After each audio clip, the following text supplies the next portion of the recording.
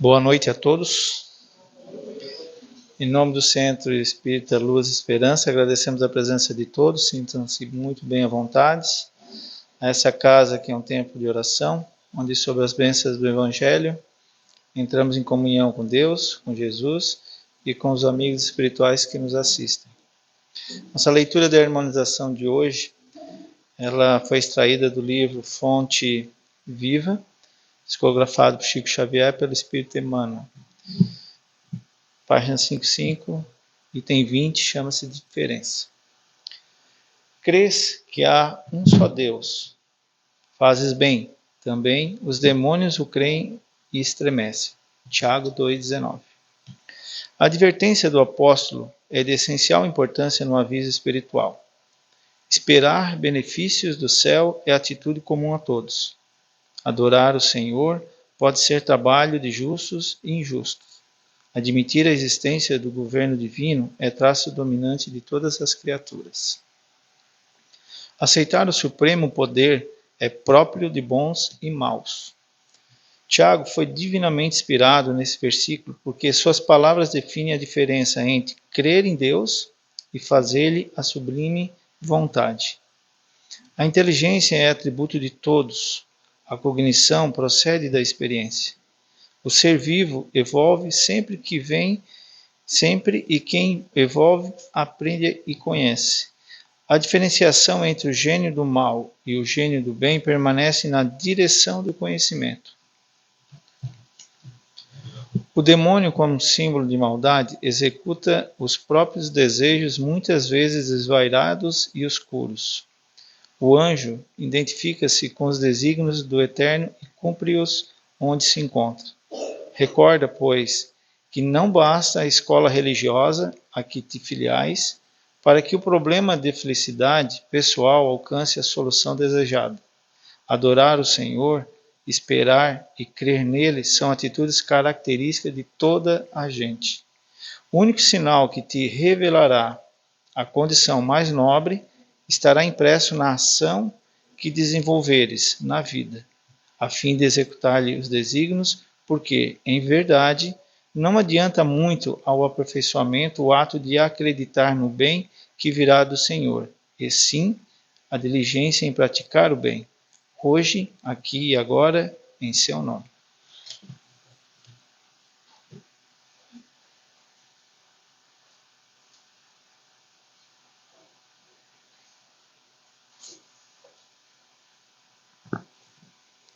Boa noite a todos. Então vamos nesse momento, né, nos religar ao nosso Criador, ao nosso Pai,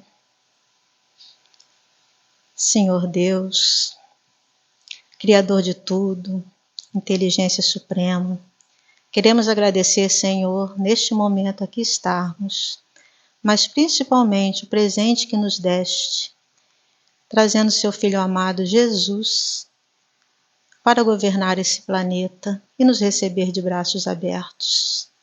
Jesus querido, obrigada, Senhor, por essa oportunidade.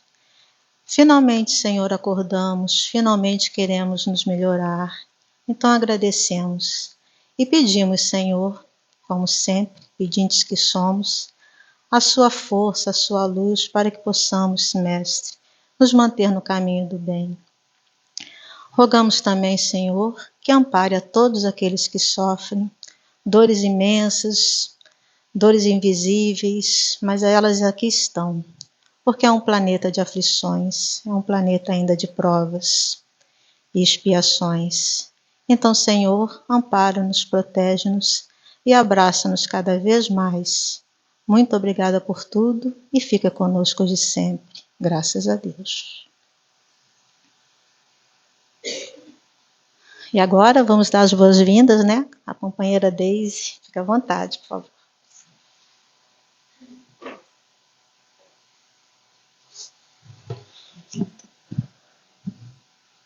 Uma boa noite a todos. É uma alegria retornar a essa casa, né? É a segunda vez que a gente está tendo a oportunidade de vir falar um pouco aqui do Evangelho de Jesus. Eu sou de Gravatal, né? E a programação para hoje era era outro palestrante, né? Era o Luiz, mas por algum motivo ele não pôde vir, então a gente veio aqui para dar essa ajuda, esse suporte. Como assim também, outras vezes a gente sempre foi auxiliado na nossa casa. E dizer que é uma alegria, né? Nesse momento, quando a gente precisa de auxílio e tem alguém que nos auxilia, é tão bom. E também ao contrário, né? Quando a gente pode auxiliar de alguma maneira, é melhor ainda, né? Então aqui estamos essa noite, né? Eu trouxe como tema, eu venho estudando esse tema já na nossa casa, né? Mas já estava me preparando. Está no Evangelho segundo o Espiritismo, no capítulo 19, e o item é o 6. Fala sobre a fé, e tem como título Fé Religiosa, Condição da Fé Inabalável. Então, a fé, do ponto de vista religioso, a fé consiste na crença de dogmas. E que são dogmas? A gente sempre, né, escutou falar de dogmas desde pequeno, né? Os dogmas são as verdades, né, absolutas de cada religião. Elas são ensinadas com autoridade, elas são inquestionáveis, indiscutíveis. E cada religião, assim, tem os seus dogmas, né, seus artigos de fé, tem as suas regras. E são colocadas, né, como uma verdade absoluta. Nesse aspecto, assim, entendendo desse modo, a fé ela é considerada cega. Por que cega? Porque aceita tudo sem a devida verificação, né? Como eu coloquei, né, ela é imposta, ela é indiscutível, não se pode questionar. Então, assim, ela pode aceitar uma coisa falsa como sendo verdadeira, né? Se é indiscutível, tem que se dizer amém a tudo, não se pode duvidar. Então, por isso, ela é considerada cega. Mas a todo momento, essa fé cega, ela se choca, né, com as evidências, com a nossa razão, e se choca com a própria ciência. A gente tem visto ao longo dos anos, né, a ciência caminhar para um lado e a religião seguir no outro, não se conversam, não se entendem em certos assuntos, né? Então, ela veio assim ao longo dos anos, dos séculos, produzindo o quê? Essa fé cega. Ela veio produzindo pessoas incrédulas. Por quê? Porque deixou muitas dúvidas, e deixa hoje ainda, muitas dúvidas, muitas incertezas em vários aspectos da nossa vida. Nós não temos as respostas que nos convenceram e que às vezes temos dúvida ainda até hoje, né? De muitas coisas. Então, em excesso, essa fé cega, ela produz o fanatismo, que são atitudes exageradas, radicais, compulsivas. Nós tivemos alguns exemplos aí ao longo da história, né? Exemplos tristes, né? O fato daquelas torres gêmeas serem atacadas lá em 11 de setembro foi um ato de fé, né? E outros, né, ao longo dos anos, aí, outros fatos. Então, essa fé cega, ela é imposta. E para nós seguirmos ela, né, nós precisamos abrir mão do que nós temos de mais precioso, nós como seres humanos, que é o nosso raciocínio, a nossa capacidade de pensar, que na realidade é o que nos difere dos animais, não é mesmo? Nós somos diferentes dos animais porque nós pensamos, nós agimos com a razão, nós raciocinamos, e os animais não, né? Então, isso é o que nós temos de especial e que é muito valioso para nós, nossa razão, nosso raciocínio. Então, Deus nos deu isso para usarmos, né? Então, para nos questionarmos, buscarmos, entendermos as coisas. Mas esta fé, que eu relatei, ela já não cabe mais nos tempos de hoje. Né? Após tanto avanço intelectual que nós temos alcançado nos dias de hoje, ela já não cabe mais. Né? Nós não aceitamos mais, assim, dizer amém a tudo.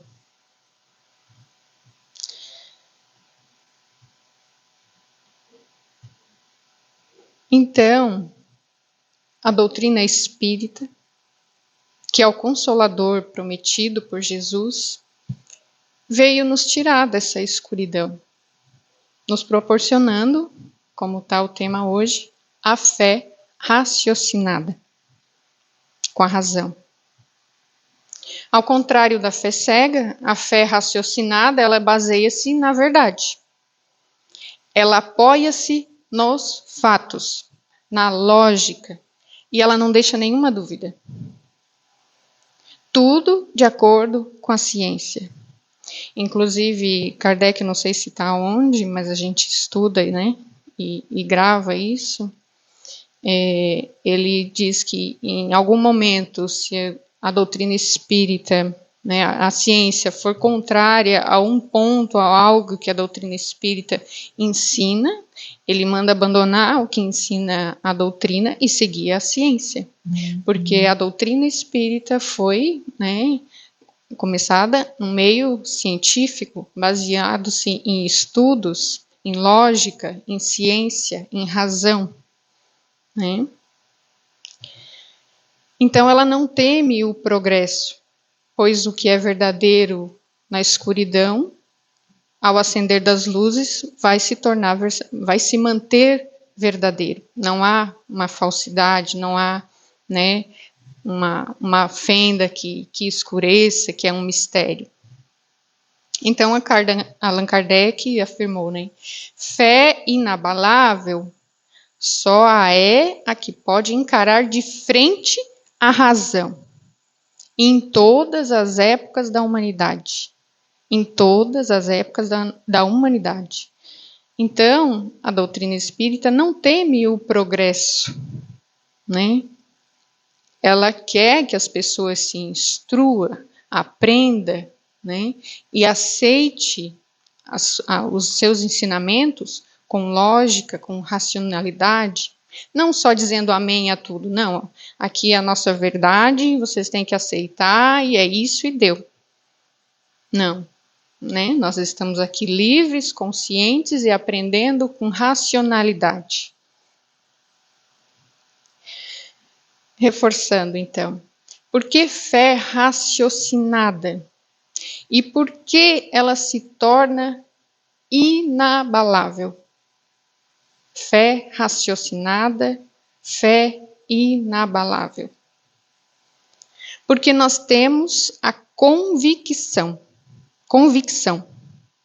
que é o aceite do nosso raciocínio. Agora encostei mais aqui. Eu estou um pouquinho pendurado por aí. É o aceite do nosso raciocínio. Nós compreendemos os argumentos que definem alguma coisa. Nós compreendemos, a nossa razão aceita, é lógico. E faz sentido. E aí nós temos a conversão. O que é a conversão? É o processo de natureza emocional. Está no nosso emocional.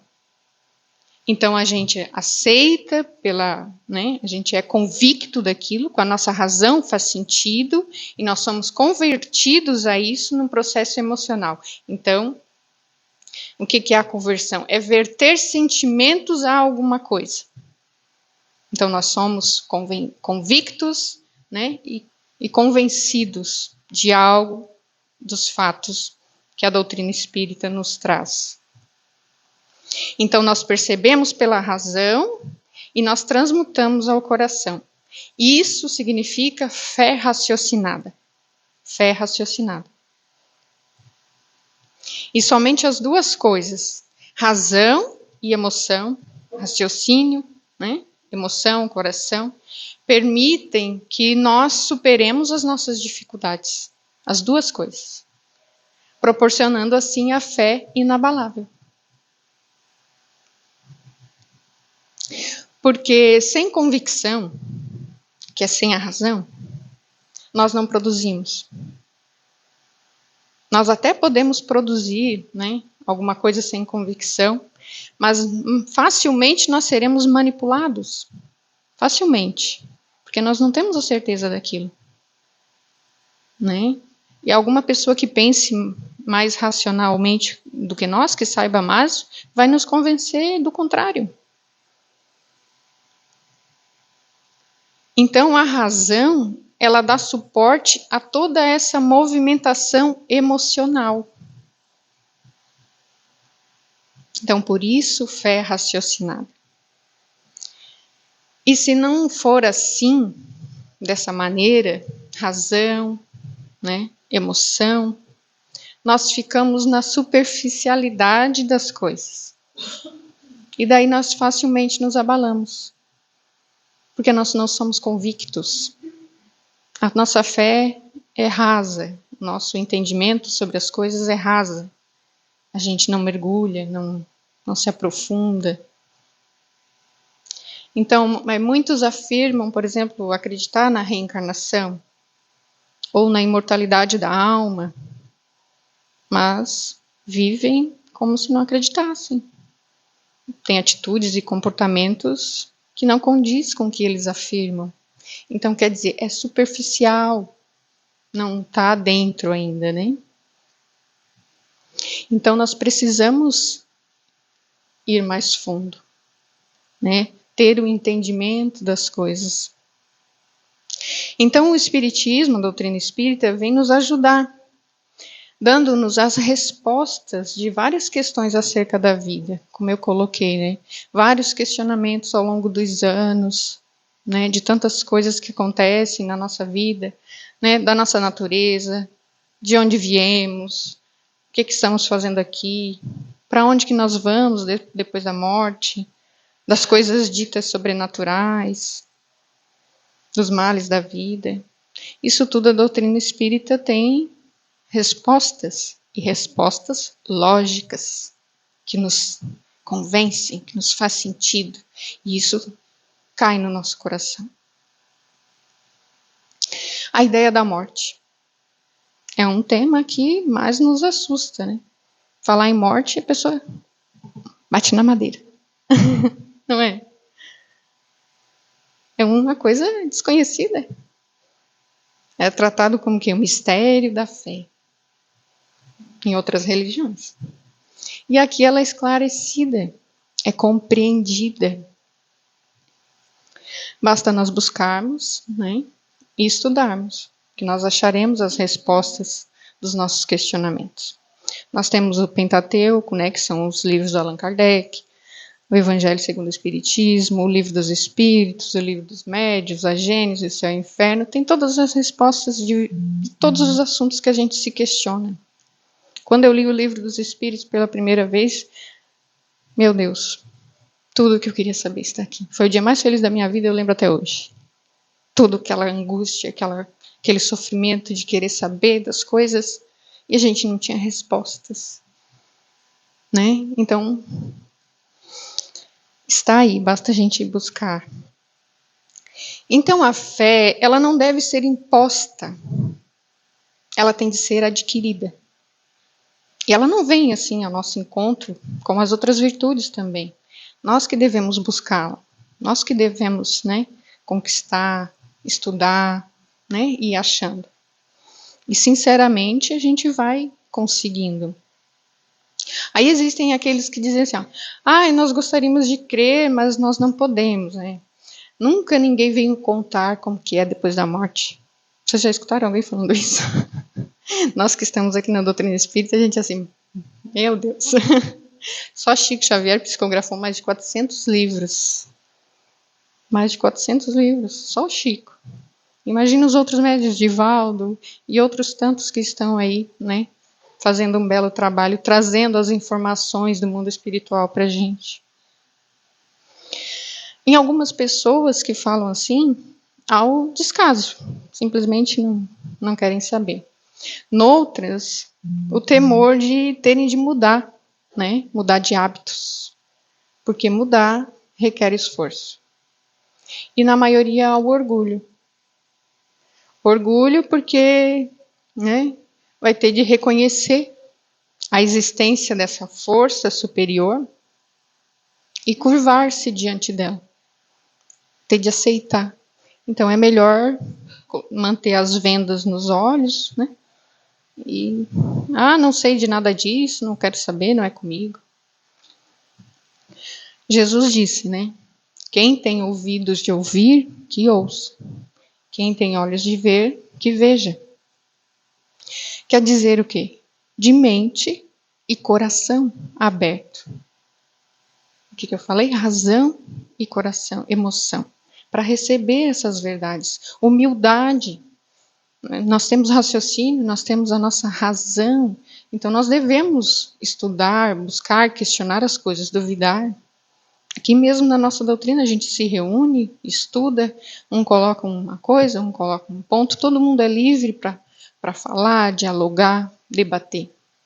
Não estamos aqui só dizendo amém a tudo. Estamos aprendendo, raciocinando. Em certas pessoas, essa fé, ela é inata. Já nasce com elas. Né? Então, é o evidente progresso de vidas passadas. Elas têm a facilidade de assimilar as verdades espirituais. Em outras, ao contrário. Dificilmente penetram, né? Não conhece nada ainda, tem tudo de aprender. Mas se fará, né? Se não concluírem nessa existência, se dará nas próximas. Mas falando agora um pouquinho mais sobre a fé, segundo a fala de Haroldo Dutra Dias, ele que é um palestrante espírita, né? É escritor, né? Fala muito aos nossos corações, um estudioso. A fé, o significado dela, a origem, está na palavra confiar. Confiar. Então, não significa simplesmente acreditar, como a maioria das pessoas acha. Eu acredito, eu tenho fé, eu acredito nisso, eu creio nisso. Né? Fé não é só acreditar. Fé é confiar. Confiar. E para desenvolver essa fé, essa confiança em Deus, exige-se alguns pré-requisitos. Ele coloca assim. Primeiro, que a gente deve estabelecer um relacionamento com Deus.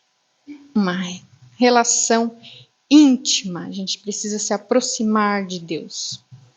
Porque para confiar é necessário uma relação anterior. É necessário um relacionamento. Porque ninguém confia sem conhecer. Sem se relacionar há algum tempo. E um segundo requisito, é uma constância de caráter.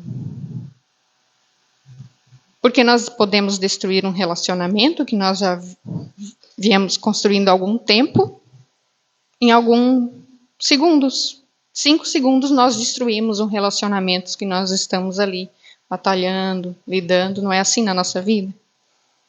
Para confiar numa pessoa, a gente tem um relacionamento com ela, né? Eu conheci a moça aqui na frente, já confio nela. Não, eu preciso me relacionar com ela. Eu vou, né, me aproximar dela, eu vou cultivar, ela vai me cultivar, nós vamos trocar, né? Ter esse relacionamento. E uma vai passando confiança para outra, assim com Deus também. A gente precisa se aproximar de Deus. Se relacionar com Deus. E o segundo pré-requisito que ele está falando aqui é a constância de caráter. Acontece que o quê? A confiança, no caso, ela exige uma permanente alimentação, um esforço. né? Ela precisa ser constante. A gente precisa estar alimentando essa confiança. Porque às vezes, como eu falei, em algum gesto bobo, a gente perde a confiança do outro. Não é? A gente erra, a gente tropeça. E assim com Deus. Acontece que Deus não erra. Deus não muda. As suas leis não mudam. Deus tem caráter, ele diz assim. E isto está gravado na sua natureza, nas suas leis, é imutável.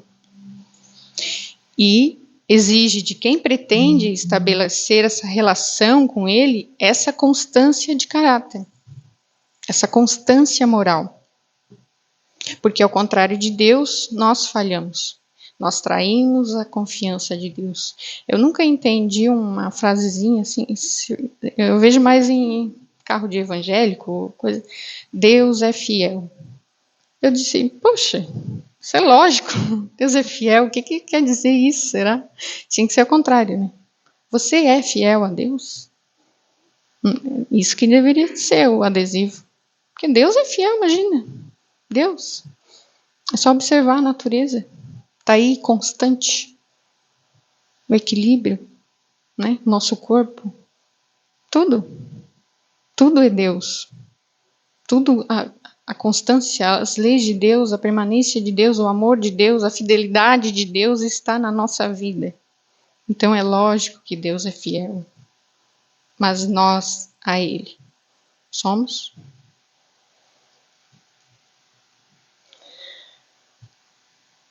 Então, nessa relação de confiança e comunhão com Deus, como eu falei, né, a gente erra, Deus não, mas nós erramos, porque é normal, nós estamos em processo de evolução, de aprendizado, né, igual crianças, tropeça, cai, levanta, tropeça, cai, levanta, tropeça, cai, e isso vai, né, vida após vida. Deus é pai e é educador. Pai educador. Ele não afasta a dor nem a dificuldade. Como falei, nós somos espíritos imortais em evolução, e a dor e a dificuldade, eles são o quê? São um aguilhão que vão nos conduzir ao progresso. Aguilhão, eu imagino que é um agulhão, assim, nos espetando, né? Nos espetando, nos impulsionando. Então, isso é a dor.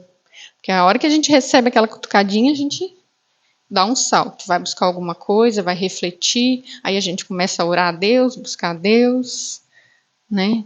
Se questionar o que eu estou fazendo de errado, o que eu preciso melhorar, né? Aqueles que fazem isso, pelo menos, estão entendendo o sentido da dor, né? Porque é para isso, é para nos impulsionar ao melhor. Certa vez, vou contar uma historinha, alguém se queixava para Chico das dores, das dificuldades da vida e tal.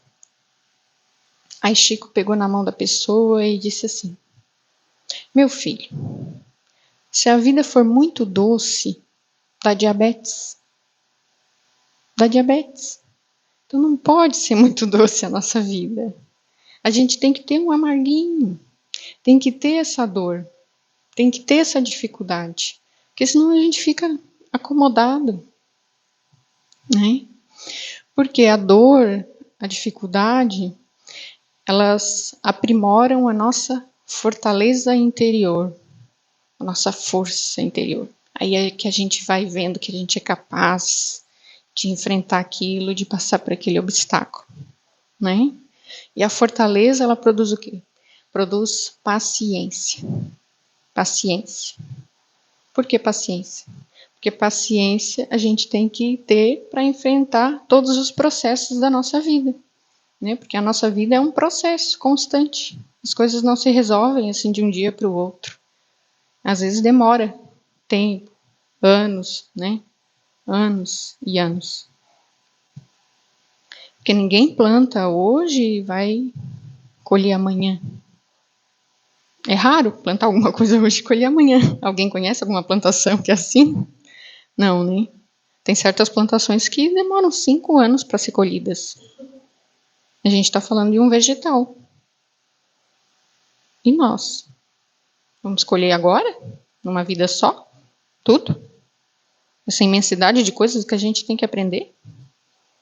Ah, impossível. Então, por isso que a doutrina espírita é bendita em nossas vidas, né? Nos trazendo o entendimento da reencarnação. Né? Deus faz sentido trazendo a reencarnação para as nossas vidas. Nosso entendimento de vários questionamentos a respeito das nossas dificuldades. E há coisas na nossa vida espiritual, né, que nós vamos colher daqui a 200 anos, 300 anos. Então, a gente não fala de uma vida só. A gente fala de uma existência. Então, a nossa mente se ampliando, né, os problemas, a dor, a dificuldade, eles vão se diminuindo. Porque é só nessa aqui. Né? Cada um tem a dor que pode suportar. Mas com esse entendimento que a doutrina nos traz, fica muito mais fácil. Né? O fardo parece que fica mais leve.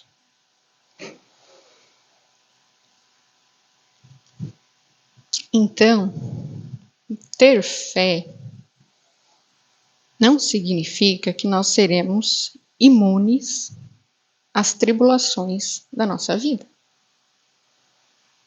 Não é isso.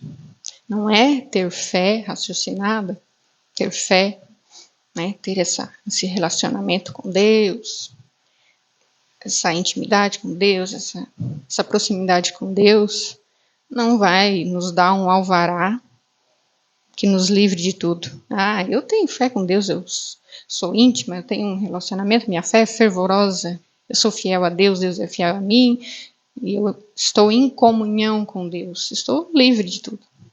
Não é isso. Não é isso. Essa confiança, essa fé em Deus é consolação, é esperança. Porque, como eu falei, a dor é necessária ao nosso crescimento. Mas, porém, ela tem data certa para acabar. Isso não acaba, né?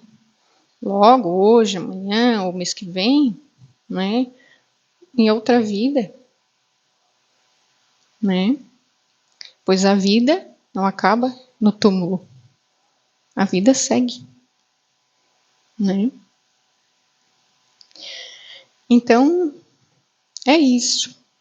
Fica o convite a nós buscarmos essa fé raciocinada, a mergulharmos mais fundo, a entendermos o sentido da vida, as questões. É tanta coisa para a gente aprender, tanto livro para ler. Outro dia eu estava brincando com a minha amiga, em uma encarnação só, não dá para ler tanto livro. Isso é uma injustiça, seria, né? Já pensou só o livro do Chico, 400 livros? Como que a gente vai ler tanta coisa? A gente não podia fazer mais nada, só ler. Mas daí o sentido da vida também fica sem graça. Não adianta também só, como diz a leitura, né? A gente só se encher de coisas, só estudar e não agir. A gente tem que pôr em prática. E não adianta também eu ler 400 livros, 300 livros e não mudar a minha vida. Que eu leia um e que aquilo faça verter algo em mim, alguma mudança, né? No meu raciocínio, no meu coração, né? Então, isso é a fé raciocinada. Razão, coração, e isso nos torna com uma fé inabalável. Com uma fé inabalável. Vão vir os problemas? Vão.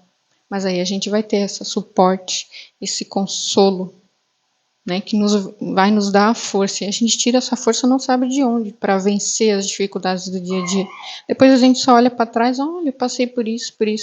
Como? Nem sabe. Né? Porque isso está dentro da gente. Então a gente tem que buscar essa fé, essa força. Tá? Eu agradeço, né, a atenção dos amigos, a paciência, o convite. Já passou um tempinho aí, mas acho que está dentro do prazo, né? E é isso, convite aos estudos. Eu rogo que Jesus possa estar conosco nessa noite ainda, em todos os dias da nossa semana, e que possamos fortalecer a nossa fé cada dia mais. Muito obrigada. Que assim seja.